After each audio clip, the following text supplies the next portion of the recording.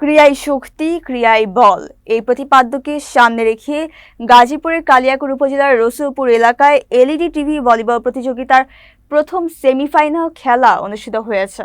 রসুলপুর শেরেবাংলা ক্লাবের আয়োজনে অনুষ্ঠিত এই খেলায় অংশ নেয় ডাইংকিনি সুপার কিংস ও পিঁপড়া সিটি একাদশ। হাড্ডাহাড্ডি লড়াই শেষে ডাইংকিনি সুপার কিংসকে পরাজিত করে ফাইনালে উঠে পিঁপড়া সিটি একাদশ। ভলিবল খেলার উদ্বোধন করেন দি মর্নিং সান একাডেমির প্রতিষ্ঠাতা পরিচালক মোহাম্মদ রুবেল হাসান। এ সময় উপস্থিত ছিলেন আটাবহ ইউনিয়নের ১ নং ওয়ার্ডের মেম্বার মোহাম্মদ ফজলুল হক, ক্লাবের সহ সভাপতি মোহাম্মদ মাহবুব হাসান, প্রচার সম্পাদক মোহাম্মদ শান্ত হাসান মৃদুল, ক্রীড়া সম্পাদক মোহাম্মদ ইশতিয়াক আহমদ সহ ক্লাবের অন্যান্য সদস্যরা। আয়োজকরা জানান, এই ভলিবল টুর্নামেন্টের মাধ্যমে স্থানীয় প্রতিভাবান খেলোয়াড়দের তুলে ধরা এবং যুব সমাজকে ক্রীড়া চর্চায় আরও উৎসাহিত করাই তাদের মূল লক্ষ্য।